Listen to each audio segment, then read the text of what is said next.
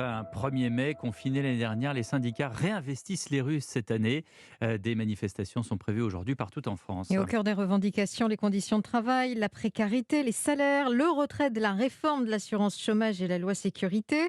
À Paris, le cortège partira à 14 heures de la place de la République pour rejoindre la Nation. D'autres rassemblements sont également prévus dans la capitale. Et les forces de l'ordre, Justin Morin, s'attendent à la présence de Black Blocs. Effectivement, les autorités prévoient entre 400 et 600 manifestants violents sur les 15 à 20 000 personnes attendues dans les différents cortèges.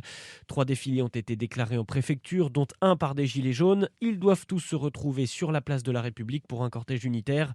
C'est à ce moment-là que pourraient se constituer des Black Blocs. À Paris, le dispositif s'est adapté avec plus de 2000 hommes, rien que pour les CRS et les gendarmes mobiles. Grégory Joron du syndicat SGP Ça Police. fait au moins 4-5 ans où finalement on voit aussi malheureusement le phénomène ultra black bloc, ultra violent venir noyauter cette manifestation qui était avant plutôt bon enfant, plutôt traditionnelle en fait. La stratégie qui sera mise en place sera similaire à celle des dernières manifestations en espérant que les services d'ordre des grosses confédérations soient aussi efficaces pour bien séparer, on va dire, les manifestants traditionnels et pacifiques de ceux qui voudraient en découdre. C'est assez commun à la veille de ce type de manifestation, mais les syndicats ont quand même signalé une vidéo partagée sur les réseaux sociaux, une sorte d'appel. On y voit des manifestants affronter la police et incendier du mobilier urbain, avec en conclusion affiché en grand la date du 1er mai 2021. Justin Morin.